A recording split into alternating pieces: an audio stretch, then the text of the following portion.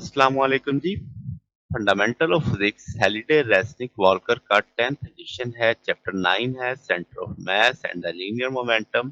Problem 66 है। वो कहता है ब्लॉक 1 है जिसका मास m1 है, स्पीड 4 मीटर पर सेकंड है। एक्स एक्सिस पे वो स्लाइड कर रहा है फ्रिक्शनलेस फ्लोर पे। एक इलास्टिक कोलिजन करता है स्टेशनरी ब्लॉक 2 के साथ, यानी ब्लॉक 2 की वेलोसिटी 0 है और ब्लॉक 2 का मास कितना है 0.4 m1। ठीक है। अब यानी m1 की लैंग्वेज में m2 का मास दिया हुआ है।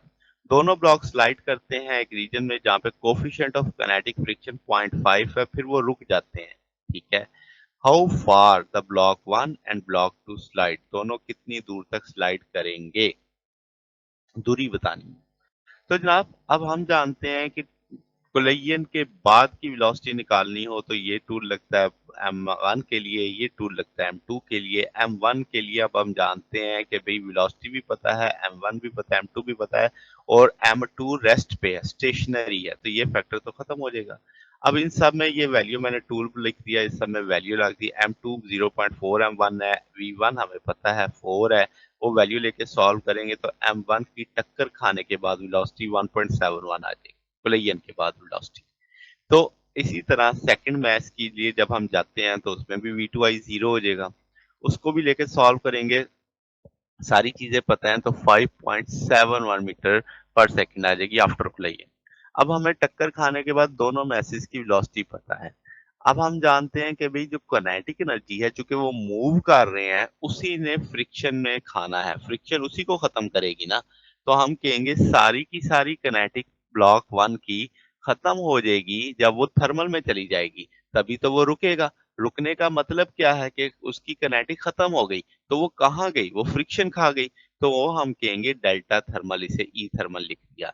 अब डेल्टा ई थर्मल है तो हम उसे वर्क देखेंगे उसने कितना किया, एफ डी। एफ के लिए हम लिख सकते हैं म्यू एफ एन, और एफ एन की जगह एम जी लिखेंगे क्योंकि स्लाइड कर रहे हैं अलोंग द एक्स एक्सिस है।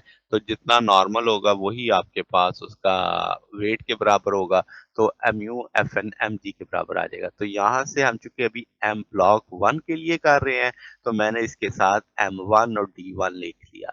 अब आपको पहले ब्लॉक की काइनेटिक एनर्जी चाहिए तो m1 v1 f स्क्वायर आ जाएगा। अब हम दोनों को इक्वेट कर सकते हैं क्योंकि सारी काइनेटिक ही जानी है फ्रिक्शन के अंदर। m1 से कट जाएगा, d1 हमें रिक्वायर्ड है। तो अब हमें उस v1 f भी मालूम है, म्यू भी पता है, जी भी पता है, वो सारी चीजों को लेकर सॉल्व करेंगे। 0.298 मीटर तक ब्लॉक 1 ट्रेवल करेगा। अब यही मामला ब्लॉक 2 के लिए भी है कि ब्लॉक 2 की जितनी किनेटिक होगी वो सारी की सारी फ्रिक्शन खा जाएगी। वो फ्रिक्शन खाएगी तभी तो वो क्या करेंगे, रुकेंगे। तो वही हम कहेंगे कि ब्लॉक 2 की सारी किनेटिक शिफ्ट हो जाएगी किसके अंदर, फ्रिक्शन वाली एनर्जी के अंदर। फ्रिक्शन जितनी एनर्जी खाएगी तो हम कहेंगे कि delta E thermal F D F हमने समझ लिया है कि म्यू एम जी के बराबर होता है। अब चूंकि हम सेकंड मैच का जिक्र कर रहे हैं, सेकंड ब्लॉक का, तो एम टू आ जाएगा, D2 आ जाएगा, सेकंड मैच की किनेटिक एनर्जी आ जाएगी।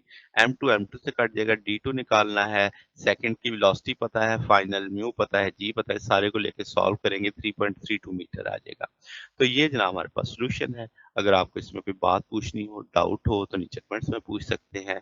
वीडियो अच्छी लगी हो तो वीडियो को लाइक कीजिएगा, दोस्तों के साथ शेयर कीजिएगा, चैनल को सब्सक्राइब कर दीजिएगा। अब तक के लिए इतना ही, बाकी इंशाल्लाह नेक्स्ट देखेंगे। ओके, अल्लाह हाफिज।